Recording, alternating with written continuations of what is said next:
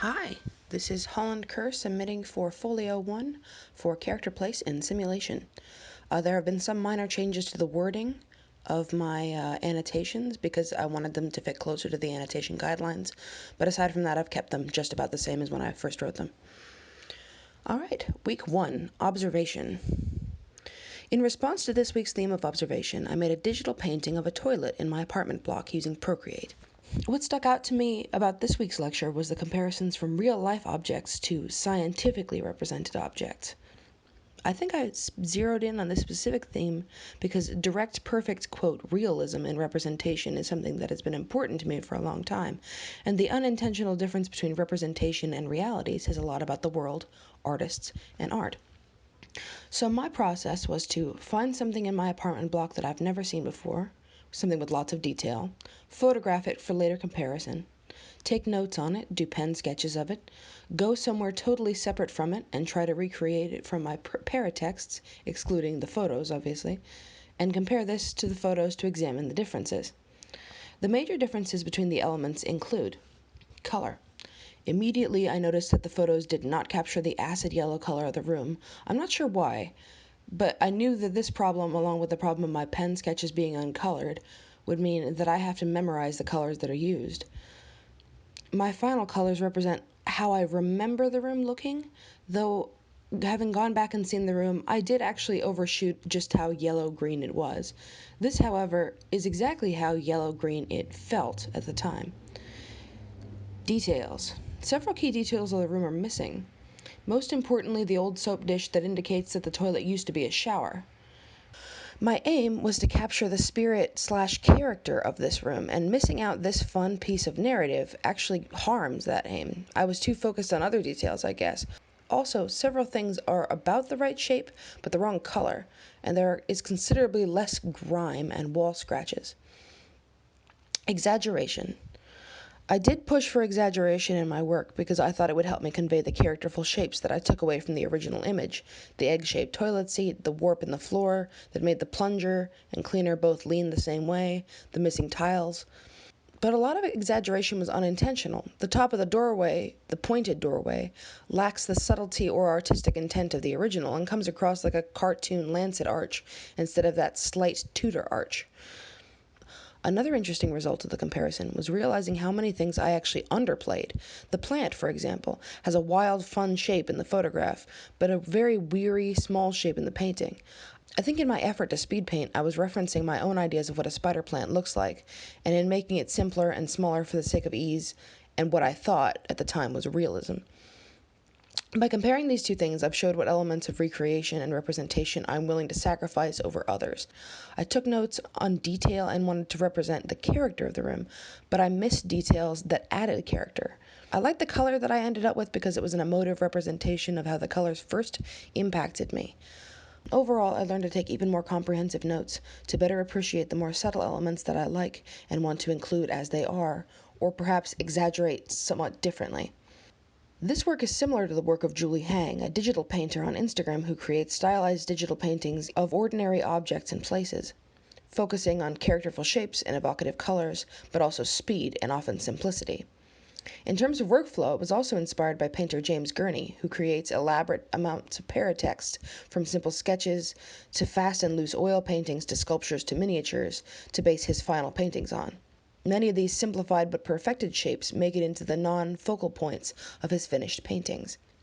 This work fits into my practice as an experimental dive into these same speedy workflows. While I have a tendency to over-render and lose blocky shapes in the final painting, it was a good first step in this particular world of painting.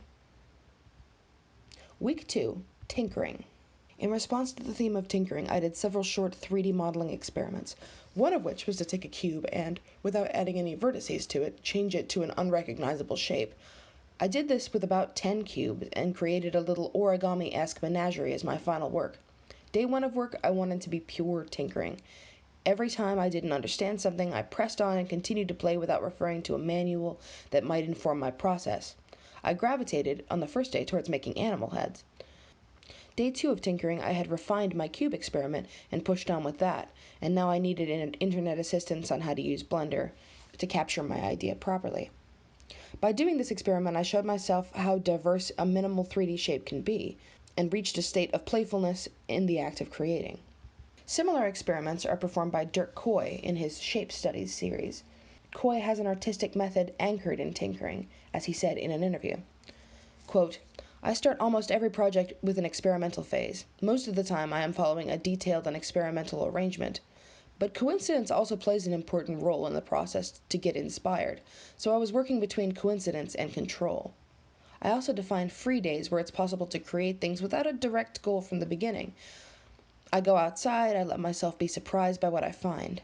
Sometimes an idea comes to me directly, sometimes later when I'm viewing the material in the studio. I like this way of exploration very much.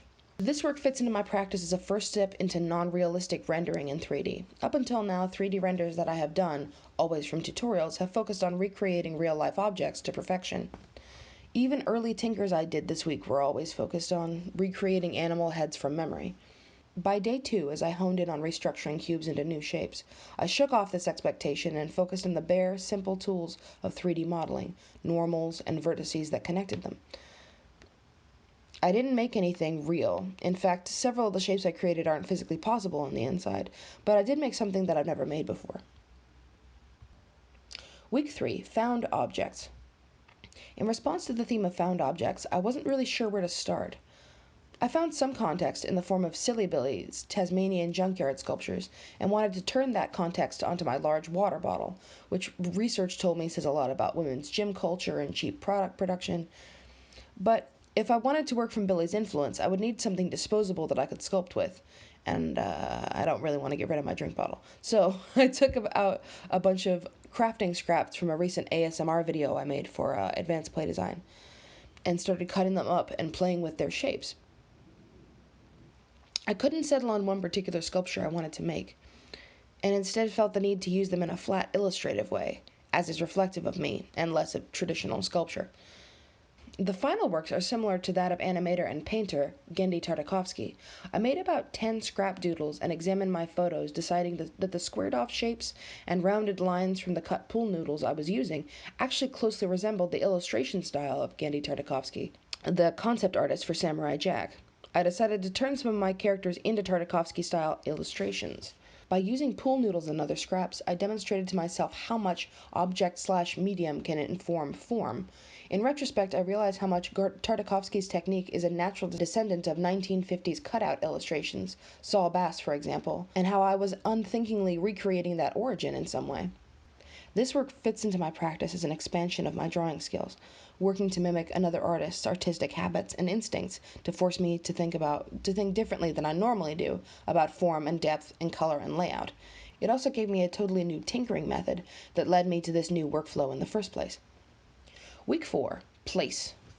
In response to the theme of place, I wanted to analyze the character of a place, how places act upon people and things, and how I could make a place vital to a narrative, and how I could recontextualize a place. Partway through class, I wanted a cup of coffee to help me think, and therefore, I had to go pick up some groceries.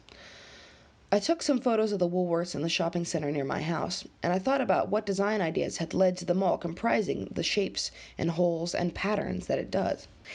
It seemed to me that the glass sliding doors on both the front and rear Berkeley Square buildings are meant to be about 2 people wide and about 1 person tall.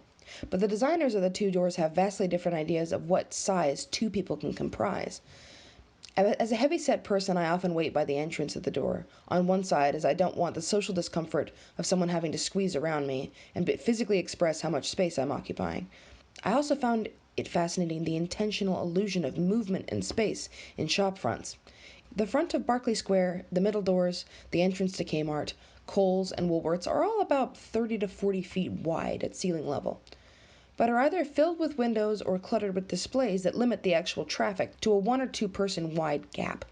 It gives you a sense of the scope, color, and brightness within, while limiting access to those things. In an earlier draft of this project, I flipped my photos upside down and imagined creatures, at this stage aliens, walking through the open doors and sitting on the light fixtures, but I dropped the idea when I realized that the ceilings of many of these places are basically identical. Instead, I turned my mind towards the idea of non-human-sized creatures in these spaces designed for humans. By working over photographs of these spaces and creating a comedy work, I referenced my own experiences of exploring those spaces and drew attention to their absurdity. This work is similar to Robert Lobel's Wind, which I watched for animated narratives last year and brought up as this week's context example. The short is a non-verbal comedy centering place as its protagonist, while named characters navigate within it. I also think I unintentionally took sound mixing and comedy ideas from the Aardman animated shorts, which I watched a lot as a child. Specifically, the background character interactions of the first Creature Comforts short they made. Because of these influences, a nonverbal comedy short naturally came to me. I honestly didn't think that hard to make it something else. The idea just kind of stuck. I chose to work in 2D animation as it is my main practice, and I hadn't done a 2D submission for CPS yet, so it seemed about time. I'm trying to be as varied as possible, but I also know where the main current of my practice is and how much time I should be following it. This work adds to my practice as an opportunity to advance my skills in traditional animation, which is a major goal for me, and also explore comedy through my work, which, despite my love of both animation and comedy, is something I've never actually done before, and feel I was actually decently successful in. Week 5. Object-Oriented Ontology. In response to the theme of object-oriented ontology, I made a short animation centered on objects decoupled from their human uses. I used sounds from the YouTube audio library and Adobe Animate. By using recognizable prank toys, I'm drawing attention to the disconnect between the purpose of these objects when in human use, aka colorful, loud objects used to facilitate intentionally chaotic human interactions, and the purpose of the objects when totally out of the sphere of human awareness, which I assume in good faith is quite still and unenergized. I was inspired a lot by Max's use of the Nothing supercut, which is every shot of Seinfeld with no people in it, but also Pierre Wiga's Zoo Drum series, which was inspired by the unpeopled night lives of aquarium animals. In one article on his work, journalist Dylan Kerr remarks, Wiga's presentation seems to highlight the fact that these objects, quote, exist in realms inaccessible to humans. The museum's doors close at night, but the crabs don't seem to care.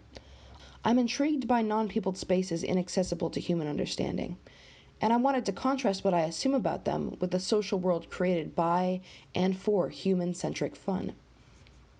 The work is similar to that of Dr. Katz, or The Staring Competition from BBC's Big Train, in its use of intentional animation jitter.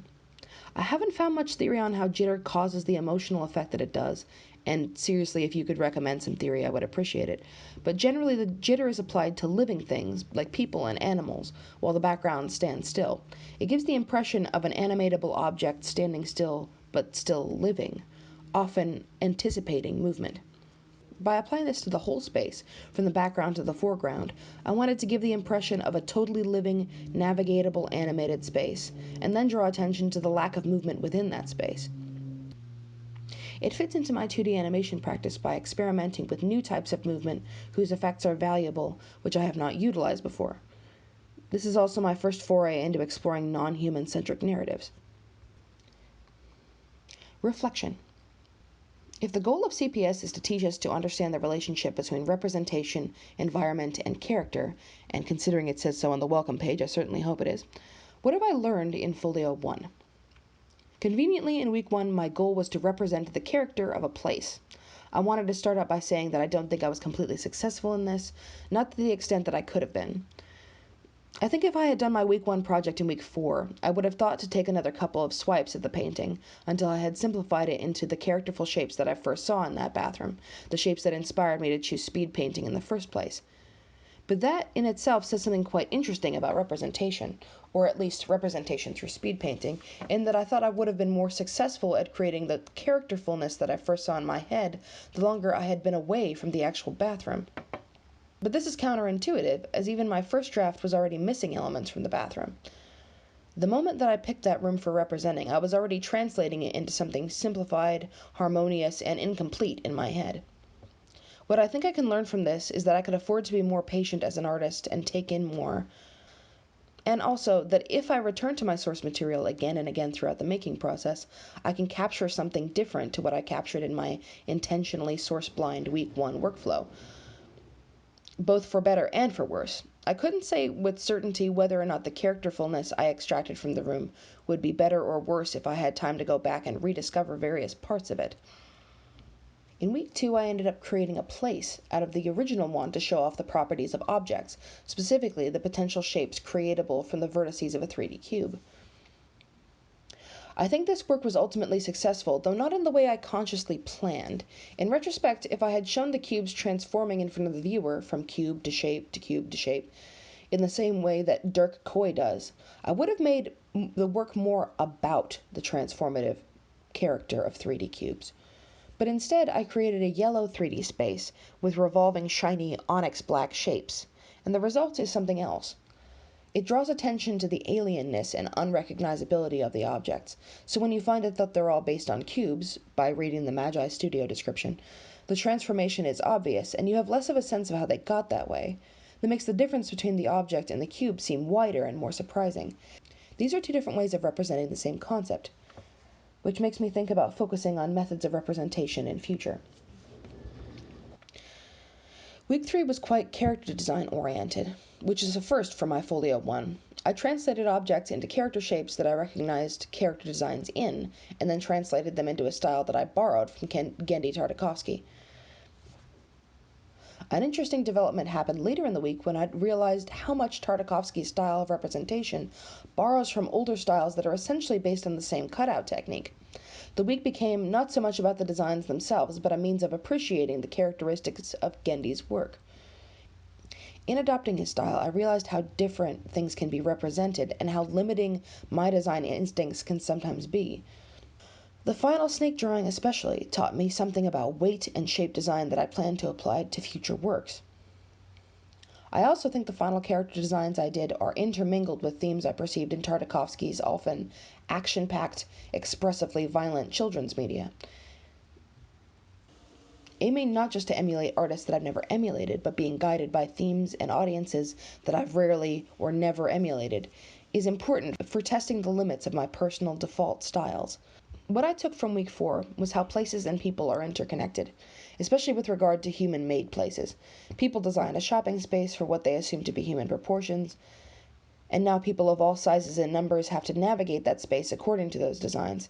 It struck me how discordant the conversation between person and architecture was in these buildings, especially as a wider and shorter person. And I brought out that discord in designing monsters to navigate those shopping spaces. In retrospect, I think representing the creatures through rough animation and the places through photographs brings across this discordant conversation in another way, in that the people and places are speaking two totally different design languages. I quite like how this work turned out, and if I were to do it again, I would make it longer.